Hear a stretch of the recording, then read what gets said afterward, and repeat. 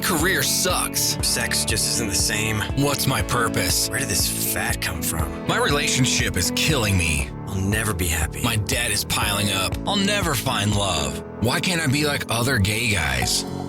Hey guys, it's time to get a grip, stop whining, make a bold move, and do something amazing with your 40-plus gay life. Let's get to the show with your Tell It Like It Is host, Rick Clemons, who does his best to never act like a dick or a diva unless you act like one first.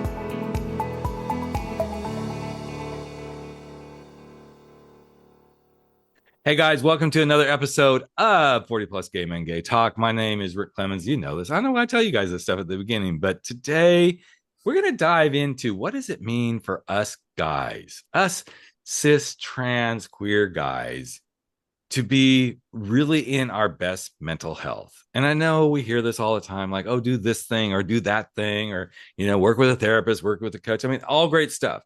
But sometimes having a little handbook to like, what's the best way forward? How do we find our best mental health? And I think you kind of have to be hiding under a rock these days if you weren't admitting like, yeah, sometimes my mental health just isn't where I need it to be. And guess what? That makes you perfectly good. That makes you perfectly human. And there isn't anything wrong with you because we all have our moments.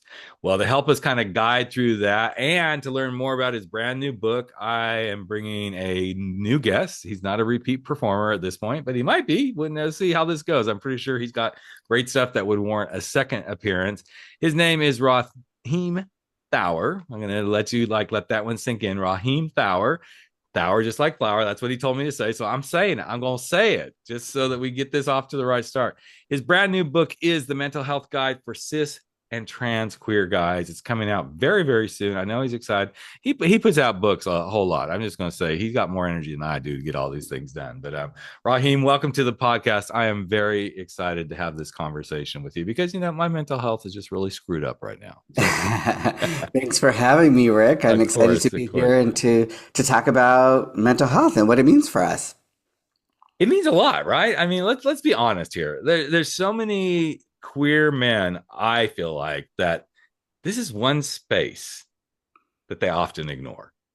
They like to put on the good front and everything's fabulous and I'm doing just fine. And underneath it all, they're like, I'm miserable. I don't know what to do. And I can't help but think that this might be part of the reason you wanted to write this book. Absolutely. And to your point, you know, I think a lot of gay men, queer guys think that they're so different from straight guys. Yes.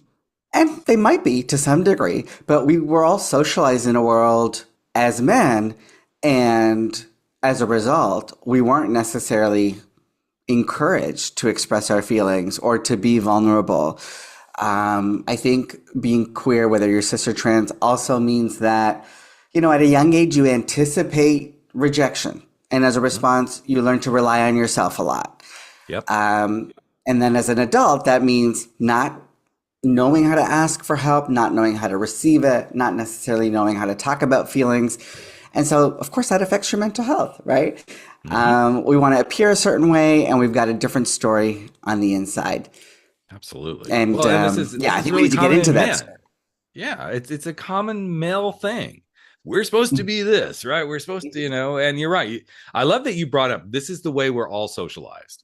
Yes, we as queer men, let's just set that. We know our differences, okay? There's a lot in there, queer and trans men for sure. Yet, we all kind of came into this in the same space. And I'm even it's interesting that the trans piece is in here because I've had quite a few trans friends that we've had this similar conversation. Mm. They even have it even more in their mental health because they were raised to be, quote, socialized as women. And then when they come and step into their truth, there's this whole thing. So then their base and foundation is completely different even from us queer guys, right? There's like this interesting space like, wow. And so no wonder this mental health issue continues to crop up. And I think part of the reason it's like showing up more, not because the world's a crazy space, which is part of it, but I think we're finally addressing like it's okay for men, queer, trans, whatever it is, to actually say, I can't do this on my own. And it doesn't make you a failure. Yeah, I think trans guys, you know, people assigned female at birth, who are largely socialized as women, who then come out as trans, I think we have a lot to learn from that community. I certainly have, because I think that's been like a mirror for me, where some of my trans masculine friends will, like, they'll poke some fun at other cis gay guys and be like, oh, you guys do this funny thing. Or you guys, will sometimes make these jokes at the expense of women, which is, like, we could call it sexist or misogynist, but that's like beside the point, because the point is, like, you guys also struggle with femininity, and so they help. A lot of my trans friends, I think, have held a mirror to this community, and like, oh, in some of our blind spots as cisgender guys who, carry some of our wounds from childhood about wanting to fit in and create like an exclusive club in many ways, and that creates its own hierarchies and then exclusion. Absolutely. It's funny that you brought up that whole, like, how we deal with femininity. One of the things that I find most interesting is how some gay men, and I'm not criticizing them, but they get really offended if you go, girl, no, like, don't girl me. Do not girl me. I'm like, oh, okay, but then there's the flip side to guys that are like, oh, daddy, and like, no, don't daddy me. Now there's a whole lot in that one too. It's like, don't age me, but there is kind of this masculine construct around the oh, daddy sort of thing, or sir. I have a good friend who's, I jokingly will say, yes, sir, and he goes, don't sir me. I'm like, so I finally dug into that with him, and what it was all about was he was raised in a military family, and he completely fought it. And so, of course, he came out and didn't go into the military. So, his whole world was like huge explosion, right? But you never realize how some of these little things, like a sir or a gur, can actually really be a mental health. I'm not going to say big mental health problem, but it's like, ooh, this is a trigger for some people. Yes. And sometimes we forget these little bitty triggers, which I don't want to diminish it by saying little bitty, but they're actually, in the bigger mental health perspective, some of those things are very small compared to, ooh, I've got ADHD, or I'm on the spectrum, or any of these sort of things. And I think it's just interesting to see. Those are both good examples, because I think on the one hand, like, when someone calls you daddy, it could be, in our culture, I think it's very much a sexual script almost. And it's like somebody else who's putting you in a category, so you could not like it. But as far as I could tell, I don't think there's not anything, or there's not that much that's like pejorative about it. Whereas when you say, hey girl, it's like gay men doing this thing that's very endearing when our masculinity is always being challenged. And I think when we can say, girl, we're showing each other that we love each other, and also we're not uncomfortable with just like a bit more of a fluid gender. So when people hate it, I mean, I would respect it, but I would also think, oh, yeah, that might be there. A tension point. Like, you struggle with people seeing you as feminine. Yep. And I think for many gay men, because we've been told, oh, you're such a sissy, or, oh, I mean, even my grandmother, I mean, I wasn't out and gay when she was alive, but she would make comments, and she was an old farm woman, raised in Colorado on a farm. And I remember one time she said something about some of the farm workers. She goes, well, him, he's a little light in the pants. And I was just like, what does that mean? Did he not wear his suspenders or something that day, or what? And after about the third or fourth time she said that, I finally, said something to my mom. And of course, this was back in the, 70s. And I was like, oh, don't worry about that. Don't worry about that. So, okay. So now you see where I started getting some of this sort of stuff, right? Yes. Now, is that masculine, feminine? Not really, but it's one of those things like, ooh, what these things that come up, and you never know what the source of something is for somebody else. Right. So I find it interesting to see how we, look at these things. I don't care if somebody calls me daddy. I'm a father. I actually have 2 children. So I'm just kind of like, Now, I also, when somebody says that, I'm like, well, you can call me daddy, but I ain't raising you and I ain't going to give you no money. So if you're cool with that, we can proceed with, caution or fun. You pick the path either way. Right. But I do find it interesting to see how these things begin to affect us and keep us sometimes from getting the mental health help that we need. Yes. And sometimes mental health help can be very simple, like learning just to take care of yourself. And maybe it's because I was just coaching somebody who's having huge imposter syndrome. Right. That to me is a mental health construct that you can actually do a lot of that on your own with some guidance, but a lot of it, if you're struggling with imposter syndrome, I don't know, Rahim, you've written a lot of books. There's probably 2,000 books out there on the market about imposter syndrome, Yes. I want to come back to the light in the pants. Yeah, the light pants. Yeah. Because you were earlier also talking about like the big things in mental health, the small things. I think each person has to look at their environment, and that could be the big dominant culture you operate in, like your work, your family, and then maybe your subculture, which is like your queer folks. There could be an overlap between those two, but to think about what is it in my environment that affects how I feel about myself, how I feel about the world, other people, my future.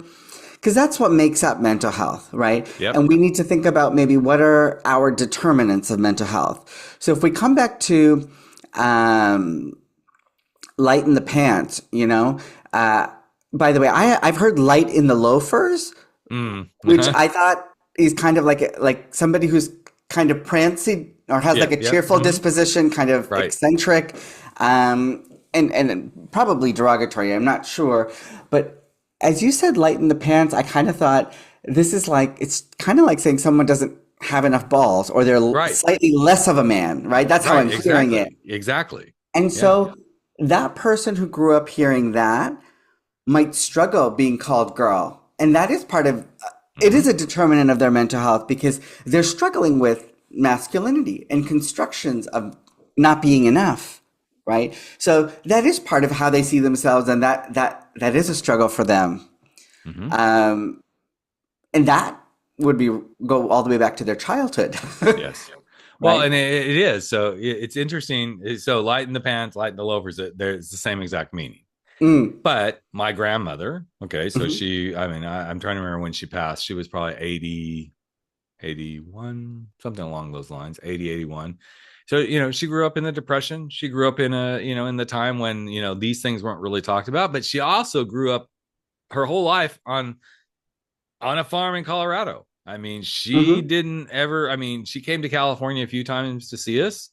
But her life was this beautiful little spot in the world in Colorado. She was one of 9 or 10 kids.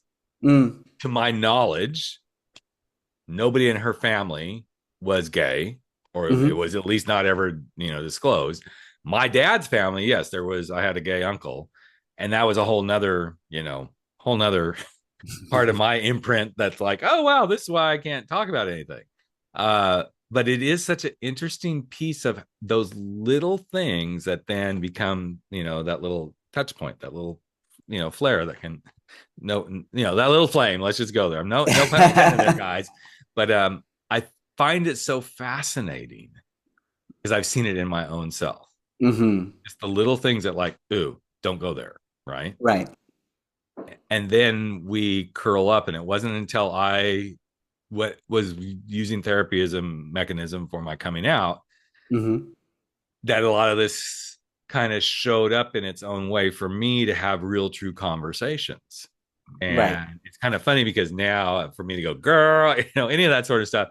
I mean, I'm not super flamboyant, but I know how to use it in the way to like make the points. Right.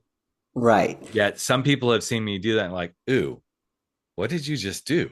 We accept you as Rick, this gay guy, but as soon as you did that doesn't feel right.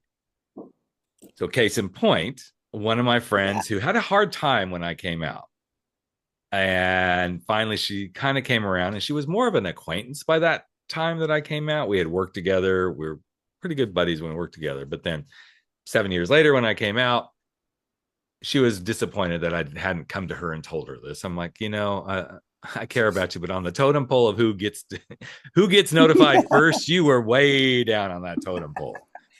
So finally, when things kind of mended, we were having lunch, kind of trying to rebuild some of the friendship.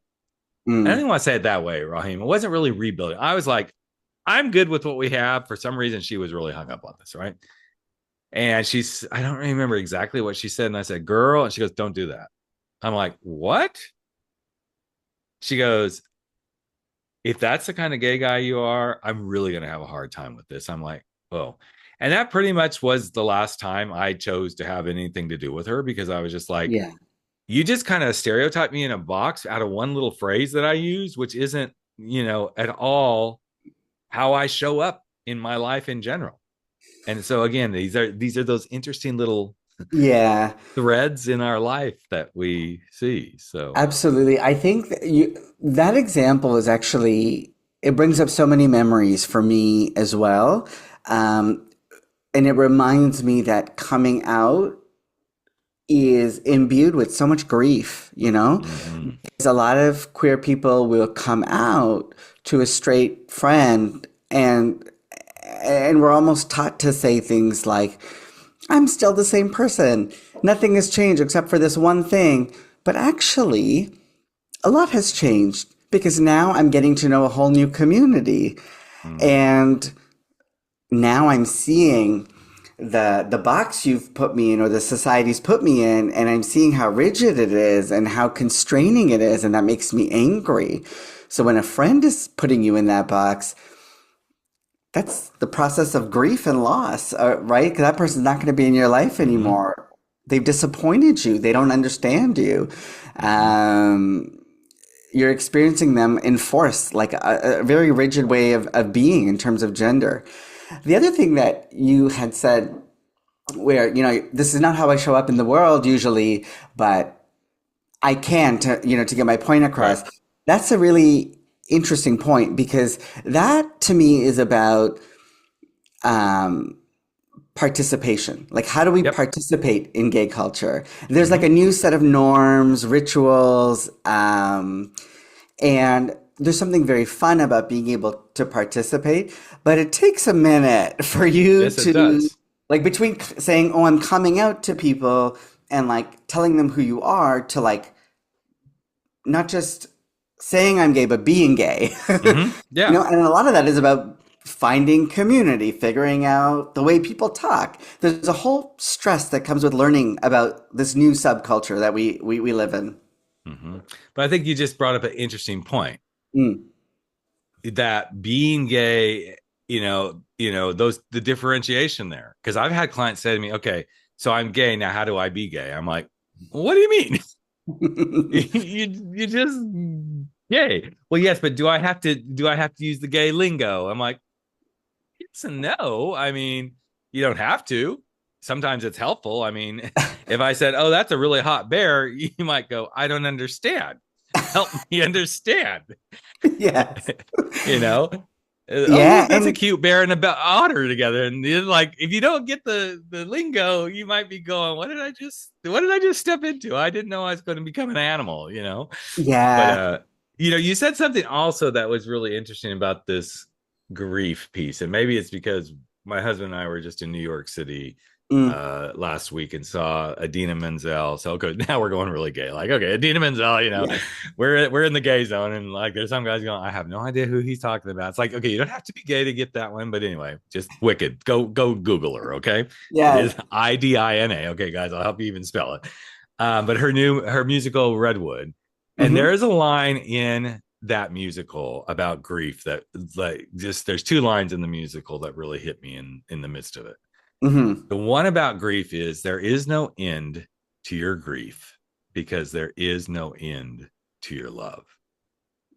Oh, I love that. So powerful. And wait, that's a song from like the Redwood musical? Yes, Redwood the musical. Okay. And I don't remember. I think it is in the song, or it might it might be one of the spoken quotes, but it really, as soon as I heard it, I'm like, I know I'm not supposed to have my phone out right now, but I really want to I need to write that down. I want to really write that down, and because it spoke so much to what we all go through with grief, but it really hit me with the whole coming out process, because there's so much love we have for wanting to be ourselves, and love for the people that we care about to like want us to be part of them.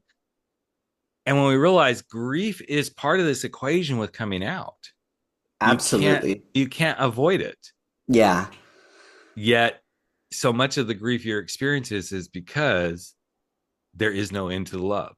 You want to love yourself, you want to love others, you want to be something in the eyes of someone else. And I don't know, it was really really beautiful. And then since we're on that man, I'm going to throw one more quote, and then I want to unpack what I just said. The other one that shows up in the movie, definitely this was a line in the musical. It was not in a song. While you're still alive, live. And I was just like, oh, shudders right there. I mean, I actually shivered in the theater, and it wasn't even cold. I shivered when that one came across. I thought it was so good. But I think both of those things represent what we're kind of talking about. If you're hiding who you are in your mental health as a, cis, queer, trans guy, or anybody in the LGBTQ, but since we're talking to mostly guys here on this podcast, man, you're not living. You're not letting yourself be alive and living. Embrace that mental health piece, because otherwise you will be finding yourself in those spaces of grief. So I'm curious about the book.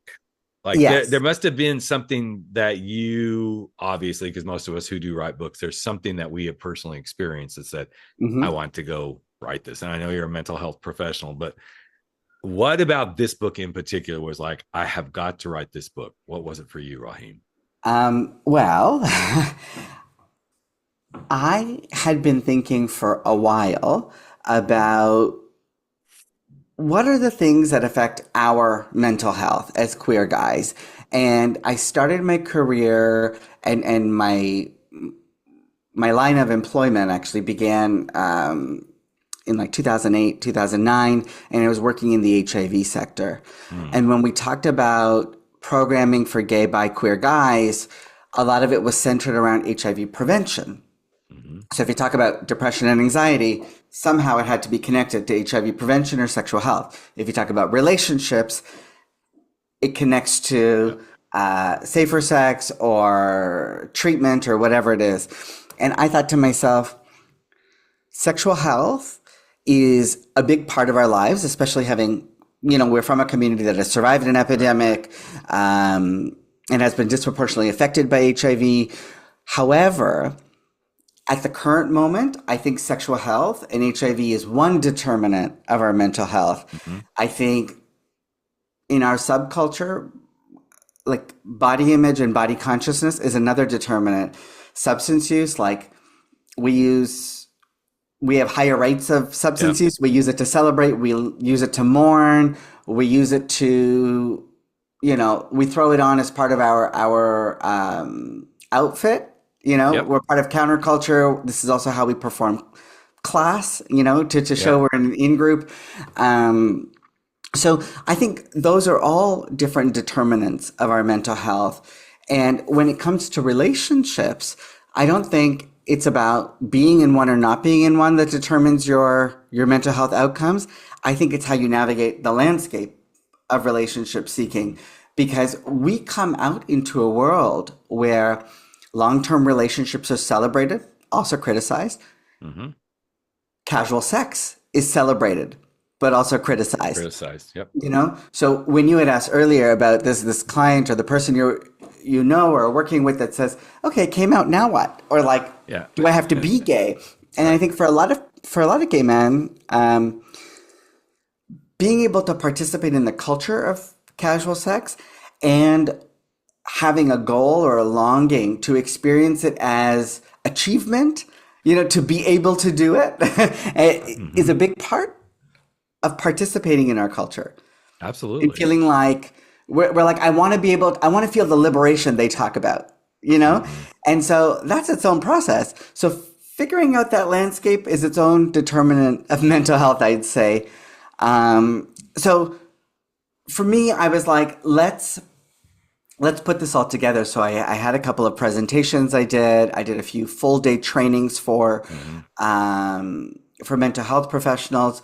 And then I thought, let's make it a book. And so it's not research heavy. I went through and said, what are the things I've seen in my therapy and in my own lived experience? So for example, right now, when you were talking about grief, I turned 40 in a couple months, and I've been thinking about, I was telling a friend recently, there's a time in your life where you realize or you come to terms with what you're not going to be, what you're not going to have, and that's not to be down cynical, but there's there's some things that I'm very sure I won't so if I at an earlier time thought maybe I would have kids, maybe I would get married, I'm feeling pretty certain that some of those things won't happen. Marriage is possible. It's just not so central in my life. Kids is completely off the table. And none of those things are bad, but there's a grief that comes with realizing that there's certain milestones you won't reach if you thought you were going to reach them. And so you're in a place of trying to create your own milestones. And you might say, well, what's the grief in that? Well, it feels sad because other people aren't necessarily going to recognize your milestones. They don't know what they are. And so there's a bit of a lonely journey, I think, that happens in our late 30s, 40s, 50s as gay men, when our straight counterparts have had their children, they're growing up, but they've got double income homes, whatever. And a lot of us moved to cities to be with our people, and some of us partnered, and many of us had relationships and will, but we're also kind of preparing to say, hey, I might be living my life as a single person. Exactly. And I think figuring that out, navigating it, moving through it is a big part of our mental health, right? And that touches on grief. That touches on dealing with milestones laid out by our heteronormative world. That is about aging. It's about a number of things. Of course it is. And it is such an interesting navigation of the journey, because something that so I'm going to go back to something you just said. I want to revisit it because I think it's a big piece of the puzzle. Yeah, 40, there's some new things that are happening for many of us, right?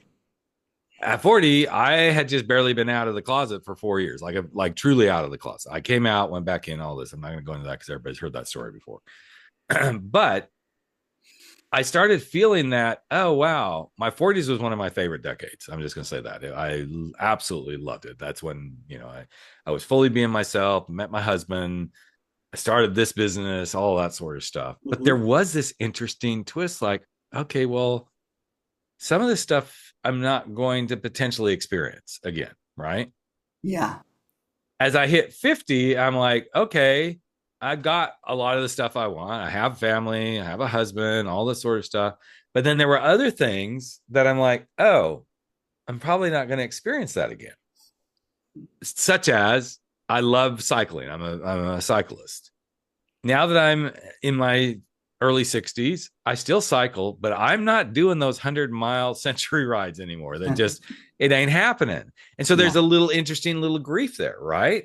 And each step of the way, I think part of our mental health is, and I because I coach so many men around this stuff about aging, it's like embrace what you have now and give thanks for what you experienced. Absolutely. And look forward to what you yet to not know you're going to get to experience. I don't have grandkids yet. I'm assuming we will soon, but I'm not putting any pressure there, Yeah. Yet I also am kind of grateful that I didn't have them sooner, because I don't know if I would have been ready to play that role. I mean, I know you will, because as a parent, I'm like, I'm not going to be ready to be a parent. And then when suddenly I was, I'm like, ready. Okay, you just make it happen. Right. Right. But I think these are those pieces, like that. A lot of the big things I know a lot of gay men struggle with is the relationship piece, number one, aging, number two. And actually number three is like, I'm not where I need to be in my career. And when I coach, that is truly, those are the big three that I constantly deal with. I'm sure you come across this in your therapy too. Like, man, it's just, it is so prevalent. And obviously connection is a big thing these days because the pandemic put a lot of like, oh wow, solo. In fact, I saw one of my clients for the first time in almost 15 years when we were in New York City. Wow. And all mine's virtual, so to not meet a client is not uncommon.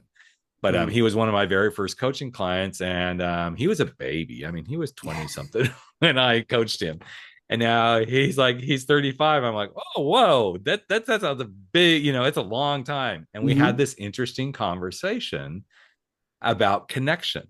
And he said one of the things that he sees, and again, he's 35 years old, so not that you're that much older than him, but there's this interesting thing, like the way he was talking about connection.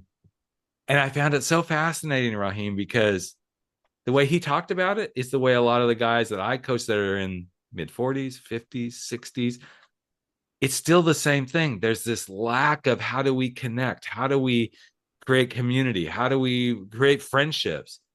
And it was so fascinating to see this 35-year-old, which in my mind, I mean, he's still my 24-year-old baby. Look at that going, he's my baby boy. Yeah. But the words he was using, the feelings that I was picking up off of this, it's like, it's the same stuff. It's just slightly different generationally. But yes, these are the mental health things that they're so prevalent for our community in the world. But I really see it. I see that piece in our community more than anything right now. I need the connection. Totally. And I think what our community struggles with is creating in-person space that isn't necessarily a bar. Although, I mean, I love going to bars. I went to bars every week, but for many years, but a space that isn't just a bar, between the hours of 11 p.m. and 2 a.m. And a space that's not precipitated by some kind of problem, like new diagnosis, substance use, and we have a culture of coming together around those kinds of things, but I think people get missed. Yes. And not everybody gets to participate or doesn't feel like they belong. And that can be really hard. And I think, in the context of connection seeking, we've got a lot of apps for hookups and for dating. And on the one hand, it can be amazing. Like if you're in a city and, just within a kilometer or mile, there's like 300 people, you would think, this is like never before. This is amazing. Right. But it ends up not being amazing because we are ranking people. We're thinking about, like, because of our own shame and internalized what have you, our insecurities, we're ranking people and thinking about what it would mean to have proximity to a person who looks like that. Yes. And when we start doing that, it becomes challenging to have meaningful connections because what we're saying is your body is what makes you valuable. Yep. And we reinforce that. And, I've always wanted to be a gym buddy and I never have been one. And at some point you have to say, like, I'm not going to be that thing. And I have more to offer than my physique. But we got to get our brains to really to rewire a little bit so that we could say, why not have beautiful friendships and sexual relationships with all kinds of people without getting stuck into this idea of like proximity to power, or proximity to something that's defined externally as valuable, because it plagues all of us. Because then if I don't feel good about myself, I'm not going to approach you to have a conversation. And if I don't feel good about myself, I'm going to judge you about how you look. And then there's all these opportunities that are missed. So yeah, a lot of us feel lonely. That's the piece is what are the opportunities that you're missing because you're allowing and we're going to go back into the mental, you're allowing your mental health to be judged and put on this metric of this proximity, this power, this look, this thing, and then oh my gosh, I'm not wanted, I'm not needed, and then suddenly your mental health goes down into the toilet once again, which isn't okay. So it's always interesting to me to travel and open up the apps, right? So we were in New York City for 5 days, and I finally turned on the app late in the afternoon the first day that we got there. Like, okay, let's see. And I'm laying there. I start laughing. My husband's like, "What's so funny?" I'm like, "I feel like I'm right back home. There's as many headless and torso people on the app here as there is at home. Not as many blank profiles. That's all. Where we live, there's a lot of guys down under. But it was like no matter where you go. And then I thought, okay, so this is such an interesting thing. Like, what's the mental health around this in this city? Like, you're in New York City. There's like hundreds and thousands of guys in this city. So then a friend of ours from there who we've gotten to know, his family lives close to where we do here in California, but he actually lives in Jersey City. And we meet him for lunch, and I said, "It's so funny to see all the guys on the apps." He goes, I told you. And I was like, but it's like a smorgasbord here. And he goes, oh no, it's not really. He goes, it's the same stuff. They're afraid to connect. They either want to just have the sex. They don't really. And he brought something interesting up about, and I think this is somewhat similar in most bigger cities. He goes, in New York City, it's really hard because a lot of people come to New York City thinking they're only going to be here for, quote, a hot minute. And then 10 years down the road, they're still living the hot minute, but they haven't connected because they don't want to get involved. They don't want to have to break up. They don't want to have the conversation of, well, I'm going to move.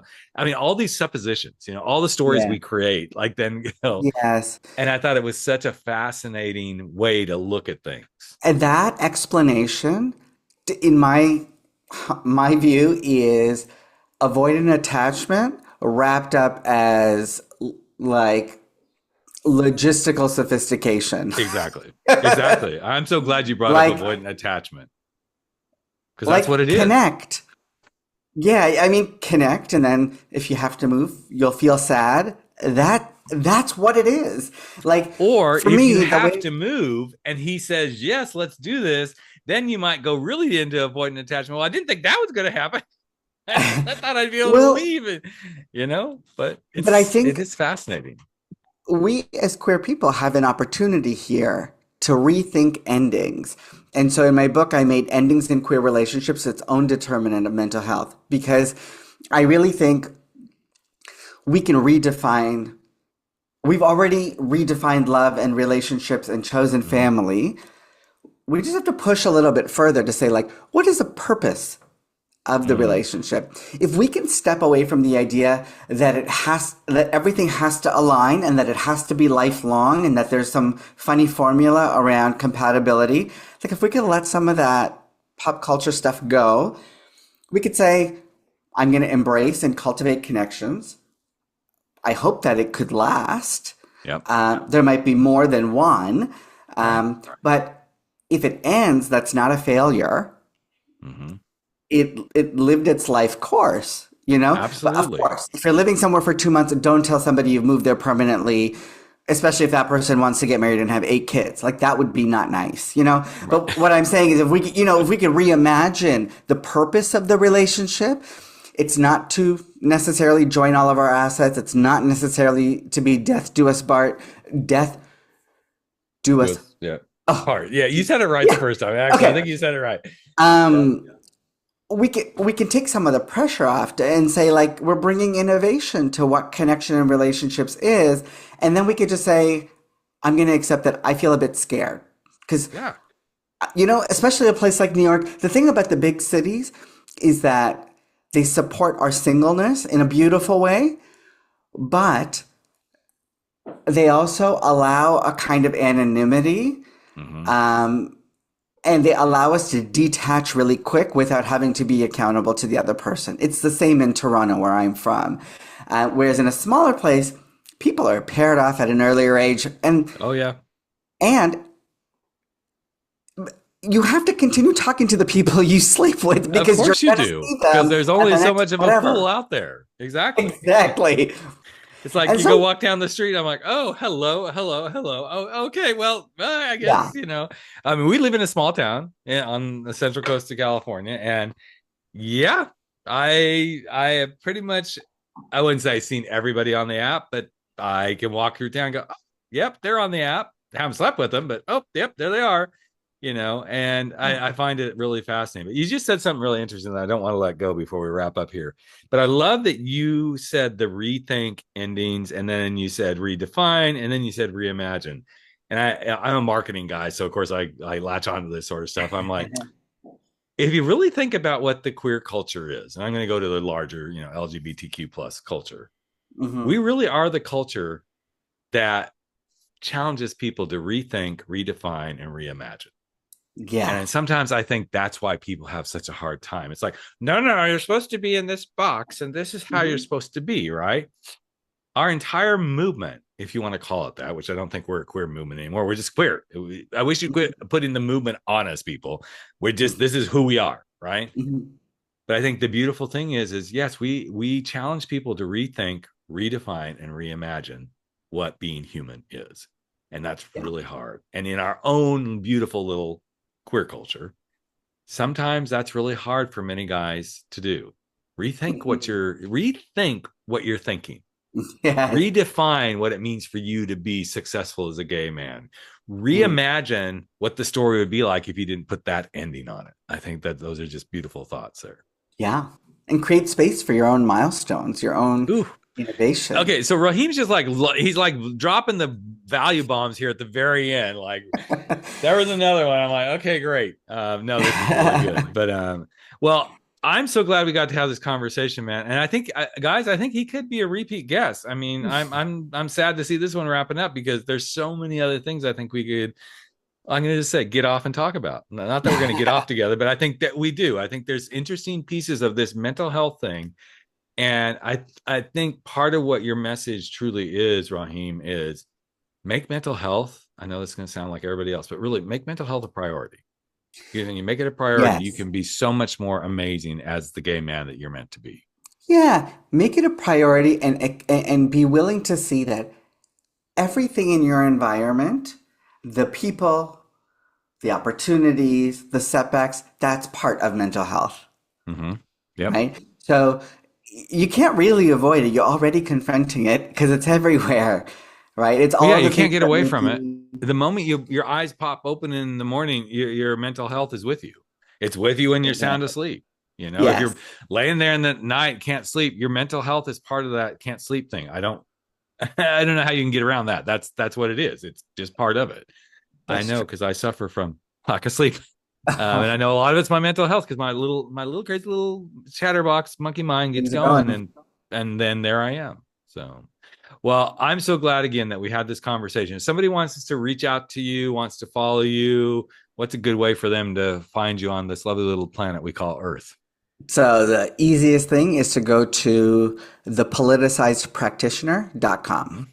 And that'll take you to all my links and you can follow me. All his links, all his books, all the stuff that he's just a mad scientist working on. I love it. I love it so much. And I can't wait to see, where you go with all these wonderful things you're doing, man. And again, thank you so much for being part of this podcast and supporting our world and doing what you do. And I think you'll be back. I think we could jam on some other stuff. So, and guys, go out, have a wonderful, wonderful week. We'll be right back in another week with another episode of 40 Plus Gay Men Gay Talk. And don't forget, we have our monthly Gay Men's Chat, the third Monday of every month. We'd love to see you all there. Go to the website, rickclemons.com, men's chat, sign up. You'll get the notifications. So go out and have a great week, everybody. Take care. That's a wrap for 40 Plus. Gay Men, Gay Talk, where size doesn't matter. We drop our bullshit, get over our screwed up fears, make bold moves, and live life without apologies. Don't forget to join us on Facebook at 40 Plus, Gay Men, Gay Talk, where the conversations continue.